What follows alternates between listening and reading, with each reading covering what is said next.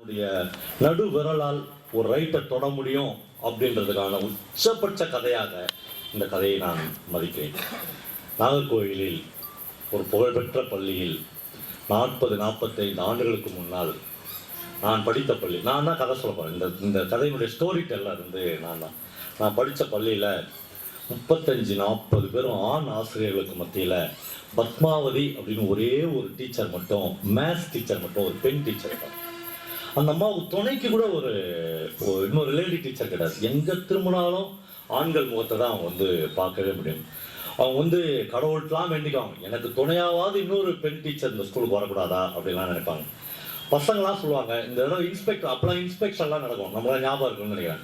Inspector வராருன்னா நம்ம ஸ்கூல்லாம் கழுவி நல்லா செதுக்கி கோலம் போட்டு வத்தி ஏற்றி வச்சு, இன்ஸ்பெக்டர் கிட்டத்தட்ட மினிஸ்டர், ஒரு கல்வி அமைச்சருக்கு வந்தால் நம்ம அதை விட இப்போ சட்டை பண்ண மாட்டோம், ஆனால் அதை விட பயங்கர அக்கறை வரும் நம்மளுக்கு.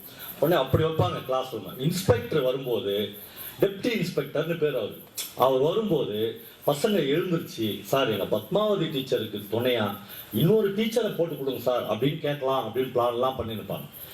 திடீர்னு ஒரு நாள் ஹெட்மாஸ்டருக்கு ஒரு ஆர்டர் வரும், உங்கள் ஸ்கூலுக்கு எலிசபெத் தாமஸ் என்கிற ஒரு கணித ஆசிரியை டிரான்ஸ்ஃபரில் கோட்டயத்திலேருந்து வராங்க அப்படின்னு.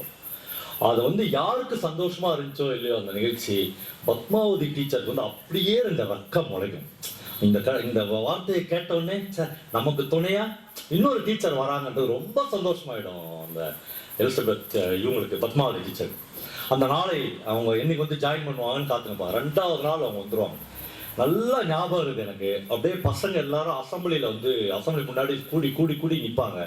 எலிசபெத் டீச்சர் ஒரு ஓவியம் மாதிரி, அல்லது ஒரு தேவதை மாதிரி, அல்லது தேவதைக்கும் மேலான ஒரு அழகோடு ஒரு காட்டன் புடவை கட்டி ஒரு பர்ஃப்யூம் வாசனையோட அப்படியே நடந்து வருவாங்க.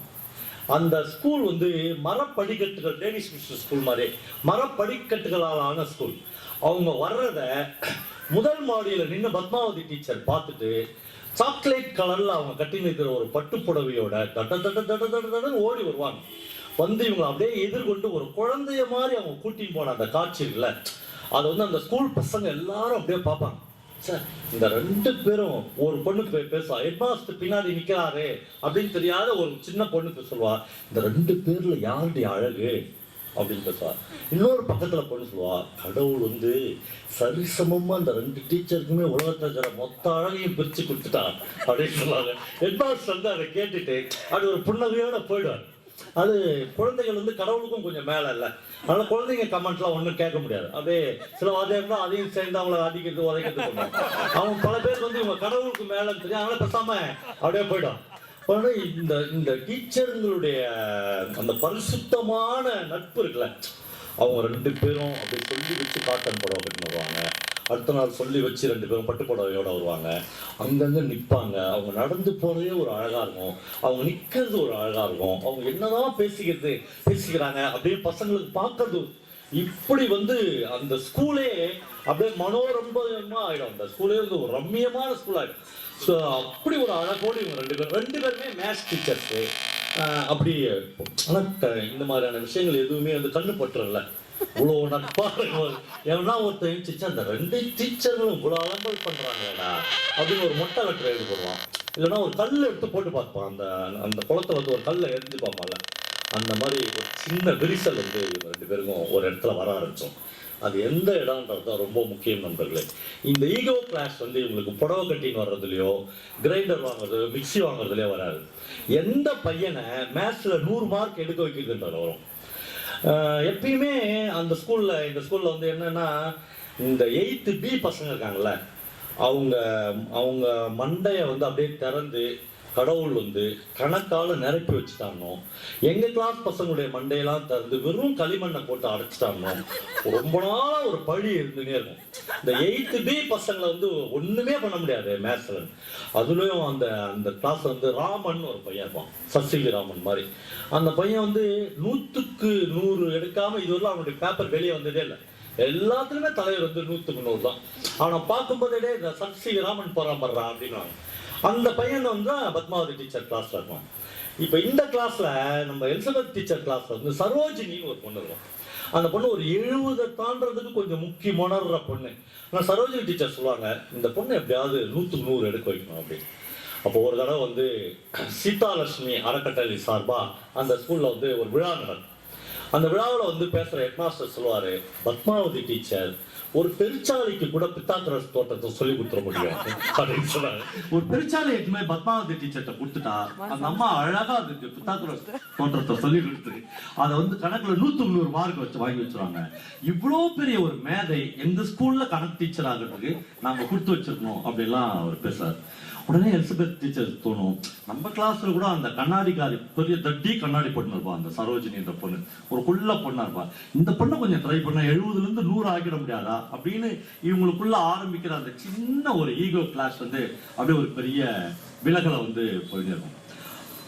நண்பர்களே, அந்த பேராகிராஃப் வந்து நீங்க வாழ்க்கையில் படிக்க வேண்டும் என்று நான் ஆசைப்படுகிறேன். சுந்தராமசாமி வந்து எழுதுவார், எலிசபெத் டீச்சர் எங்களை போருக்கு தயாராகிற ராணுவ வீரர்கள் மாதிரியே தயார் செய்கிறார்கள். அப்படியே அந்த அந்த அர்ப்பணிப்பு இருக்குல்ல, அவர் எழுதுறாரு, நாங்கள் எங்களை முழுவதுமாக எலிசபெத் டீச்சருக்கு ஒப்பு கொடுத்து விட்டோம். அவர்கள் எங்களை ஒட்டுமொத்தமாக தன் முந்தானையில் முடிந்து தன்னோடு சேர்த்து தன் சூட்டு கதகடப்பில் அணைத்துக் கொண்டார்கள். ஒரு டீச்சருக்கு வந்து இவ்வளோ பெரிய இடம். இந்த எலிசபெத் டீச்சர் வந்து இரவும் பகலும் அந்த பசங்களோடையே மேத்ஸ்லயே இருப்பாங்க. அப்போ வந்து அரையாண்டு எக்ஸாமில் எனக்கு நன்றாக ஞாபகம் இருக்கிறது. அரையாண்டு எக்ஸாமில் கண்ணாடி போட்ட சரோஜினி தான் 100க்கு 100 மார்க் வாங்கினார். ராமன் அந்த தடவை 100 மார்க் எடுக்கவில்லை என்பது எனக்கு உறுதியாக தெரிகிறது. ஆனால் என்ன மார்க்ன்றது எனக்கு ஞாபகம் இல்லை. ஆனா வந்து 100 மார்க் இல்லை. அப்போ கிளாஸ்ல என்ன வந்துச்சுன்னா, இந்த கொஸ்டின் பேப்பர் தயார் பண்ணது வந்து எலிசபெத் டீச்சரு தான் கிளாஸ்ல இருக்கிற பசங்களுக்கு அவங்க கொஸ்டின் வந்து சொல்லி கொடுத்துட்டாங்க அப்படின்ற ஒரு பெரிய பழி வருது. இப்ப ஹெட்மாஸ்டர் இவங்க கிளாஸ் போறாரு, எலிசபெத் டீச்சரை பயங்கரமா பாராட்டுறாரு.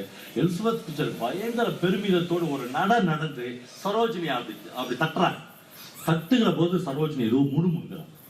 அந்த முணுமுணுப்பு என்னன்னு 4வது பெஞ்சில் உட்காந்துக்கிற எனக்கு கேட்கல. நான் ரொம்ப நுட்பமா என்ன சொல்ல போறாங்கன்னு நினைக்கிறதுக்குள்ள அவங்க அப்படியே உடஞ்சி போய் ஒரு ஒரு பிணம் விழுவது மாதிரி அந்த சேர்ல போய் உட்காராங்க. ஐயோ அப்படின்றாங்க. அவருடைய நேர்மையின் மீது சந்தேகம் வந்துச்சு. இந்த கொஸ்டினை நான் தான் எடுத்தேன், நான் இவங்களுக்கு சொல்லி கொடுத்துட்டேன்னு இவங்க சொல்லிட்டாங்கன்றத அவங்களால தாங்கிக்கவே முடியல.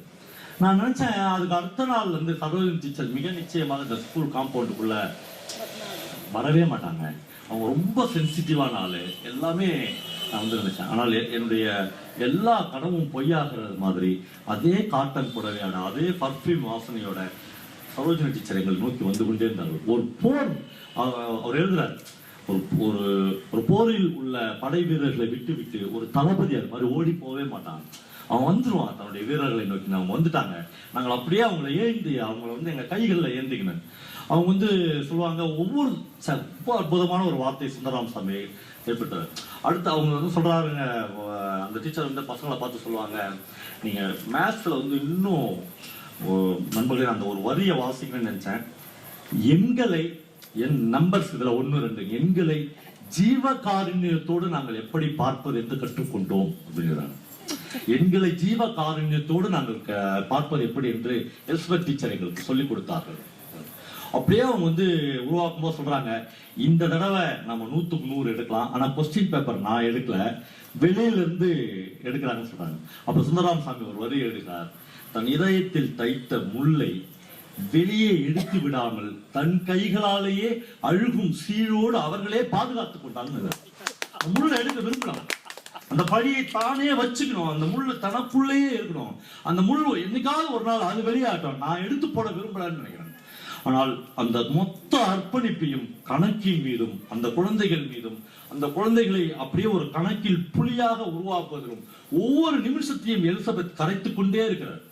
அப்படியே இவர்கள் 2 பேருக்குள்ள ஒரு போட்டி போகிறது. இப்பொழுது முழாண்டு தேர்வு வருகிறது. முழாண்டு தேர்வில் அது நடந்திருக்க வேண்டாம் என்று இப்பொழுது இந்த 25 ஆண்டுகளுக்கு பிறகு எனக்கு தெரிகிறது. இந்த முழாண்டு தேர்வு நடந்தனே இருக்கு. இந்த டீச்சர் வந்து சூப்பர்வைசிங் போயின்னு இருக்காங்க.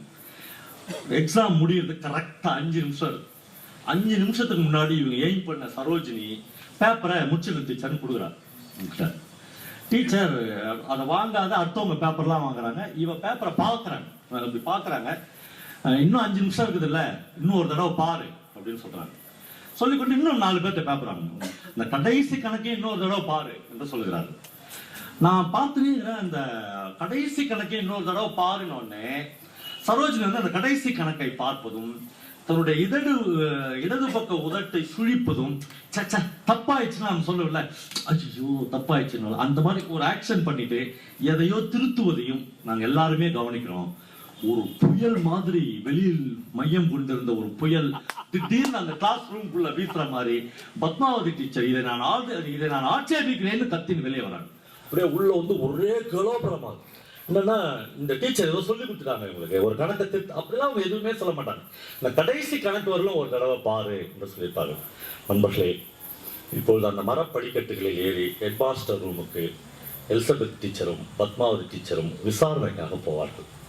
அந்த மரப்படிக்கட்டிலிருந்து பத்மாவதி டீச்சர் முதலாக எலிசபெத் இந்த ஸ்கூலுக்கு நுழைந்த போது ஓடி வந்த அன்பும் பேரழகும் பெரும் உவகையும் கொண்ட அந்த அந்த அந்த கணம் அந்த ஸ்கூல்ல இருக்கிற எல்லா பையங்களுக்கும் ஞாபகம் வரும்.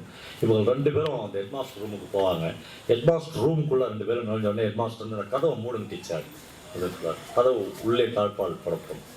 ஹெட்மாஸ்டர் மிக அமைதியான ஒரு மௌனம் மொத்தமாக நிகழும்.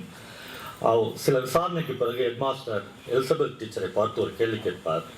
ஒன்றும் இல்லை டீச்சர், நீங்கள் சரோஜினி பேப்பரை வாங்காமல் நான் கடைசி கணக்கு வரலும் ஒரு தடவை பார்த்துரு அப்படின்னு சொன்னீங்கல்ல, அதில் எந்த தப்பு இல்லைல்ல அப்படி சொன்னீங்கல்ல, அந்த சமயத்தில் உங்கள் ஆள் மனதில் அவள் அந்த தப்பா போட்ட கணக்கை சரி பண்ணிடணும் அப்படின்னு நீங்கள் உள்ள நினைச்சிங்களா டீச்சர்? சுந்தராம் சாமி அந்த இடத்தில் எழுதுகிறார். எலிசபெத் டீச்சர் வந்து தலையை குனிந்து தன்னுடைய பாதத்தையே பார்த்து கொண்டிருந்தார்கள். முழுக்க தலை குனிந்து தன் பாதத்தையே ஒப்பு கொடுத்திருந்தார்கள். அவர்கள் அப்போதுதான் முதல் முறையாக தலையை நிமிர்த்தி ஆமாம் சார் என்று சொல்லும்போது படபடவென்று அவர்கள் கண்ணீர் அவ்வளவு நேரம் தேக்கி வைத்திருந்த எல்லா கண்ணீரும் வெளியே வரும். ஹெட்மாஸ்டர் சொல்றாரு, ஒன்றும் இல்லை டீச்சர், ஒன்றும் இல்லை, நீங்கள் போங்கன்னு சொல்றாரு. நண்பர்களே, கதை எங்கு முடிகிறது என்றால், எலிசபெத் டீச்சர் ஒரு நிழல் மாதிரி மதில் சுவரத்தில் ஒடுங்கி போவதை நான் பார்த்தேன். அவர்கள் அன்று இரவே நாகர்கோவிலை காலி செய்துவிட்டு கோட்டயத்துக்கு போய்விட்டதாகவும் தன்னுடைய ராஜினாமா கடிதத்தை அவர்கள் ஒரு பதிவு தபாலில் அனுப்பி வைத்ததாகவும் அதன் பிறகு அவர்கள் ஒரு முறை கூட நாகர்கோவிலுக்கு வந்ததே இல்லை என்றும் என் நண்பர்கள் சொல்ல நான் கேள்விப்பட்டேன். இந்த கதை முடிகிறது.